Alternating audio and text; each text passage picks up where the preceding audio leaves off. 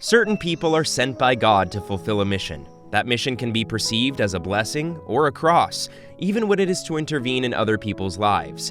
It is not known who receives help from whom.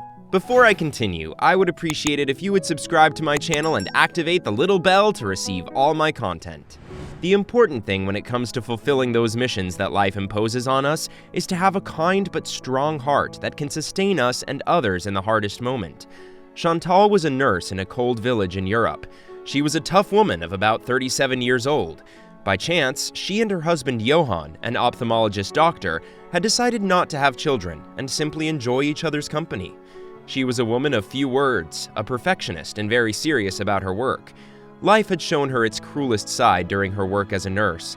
She had gone through the toughest areas, such as intensive care, trauma, geriatric medicine, oncology, and others. But without a doubt, the toughest area, and the one she respected the most, was pediatrics. She had never suffered as much as there, but ironically, she felt that this was the place where she could help others the most. Sometimes she wanted to beat up the mothers and fathers who would stop by the hospital with their children, as they seemed to have no idea how to take care of a baby or a child. Other times, she was quietly respectful of mothers who were giving all for their children and simply provided them with advice so that their children would have a quicker recovery. Although she worked in pediatrics, sometimes if nurses were needed for emergencies, she had no problem helping out, and that was just the case.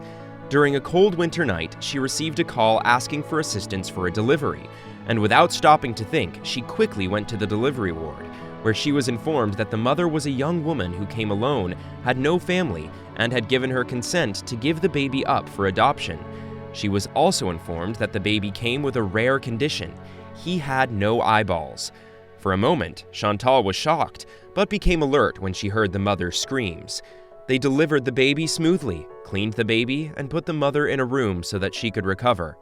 Chantal oversaw bringing the little baby wrapped in blankets so that the young woman could see him. She approached him with some hesitation and asked if she would like to hold him. The woman said yes with a huge smile. She cradled him to her chest and spoke to him with sweet words, apologized for not being able to take care of him, and told him that she would pray every day that a beautiful family would adopt him. Chantal asked, "Did you give him up for adoption because of his condition?" And the woman replied, "Yes, but only because I don't have the means to take care of him properly. He'll need a lot of care, and I'm just a supermarket employee with no family.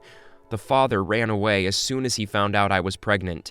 My baby doesn't deserve this life." Chantal simply nodded in agreement, understanding and respecting her reasons.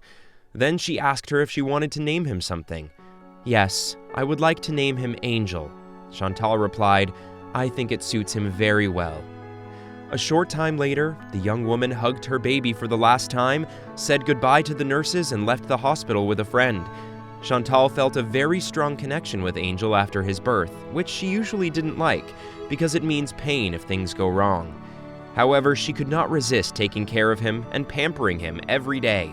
Even on her days off, she would go around the hospital to see Angel and spend some time with him.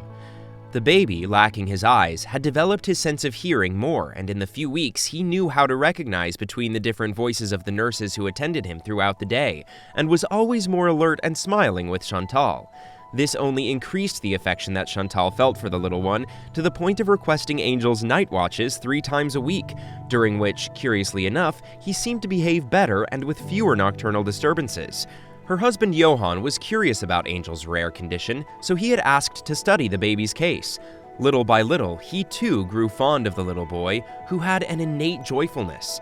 He loved music and smiled when someone called his name, learning to differentiate voices and words even a little earlier than the average baby. When Angel turned 3 months old, they opened the process for his adoption, without much hope, since he did not believe that families would be interested in adopting a baby who needed so much care. However, applications were pouring in within a few weeks, even from other countries. Chantal's heart dropped at the thought of never seeing her little Angel again. Many interviews were conducted, and finally it was decided that the baby could only be adopted by a family residing in the country of origin, in order to be able to follow up on the case. Chantal knew that the time would come when Angel would be released, but she really wished that this time would never come. However, one spring afternoon, she received news that an aspiring couple wanted to see Angel. With some trepidation and sadness, Chantal took Angel to the interview room. The couple seemed delighted with the little one and were very receptive during the interview. Chantal wanted to disappear and pretend that what she was so afraid of would never happen. Her husband consoled her by telling her that even if he was adopted, Angel had to go regularly for his checkups at the hospital and that she would see him then. Besides, he himself was part of the team of specialists dealing with the case, so they would always keep in touch with the parents. She understood everything, but at the same time, she was afraid of separation. The days passed, but the couple did not show up again, and the same thing happened with two other couples who had been selected. The reasons they had given was that, after much thought, they did not really feel they had the capacity to take care of Angel. This kept Chantal in a state of anxiety, because the time would come when Angel would go to an orphanage, and she would no longer be able to take care of him, nor would she know immediately who the parents would be, since adoption applications kept pouring in. One day, a friend said to her during her watch, "Oh, Chantal, it's too bad you don't want to adopt Angel, because he prefers you, and no one knows how to take care of him like you do." That comment was a revelation for her, because the possibility had never crossed her mind. The next day, very early and with a firm decision, she filled out an adoption application form and handed it to the social worker who was handling the case. She was surprised and asked if she was sure, to which Chantal replied, "I have never been more sure in all my life." The days passed, and so did the weeks, until they turned into another 3 long months. Chantal and Johan refused to give up that hope and spent each day showering Angel with love, and he responded more and more to their displays of affection. Finally, just as they were discussing moving Angel to an orphanage, Chantal's request was answered, and the interview process began. It was very curious because it seemed more like a meeting of colleagues.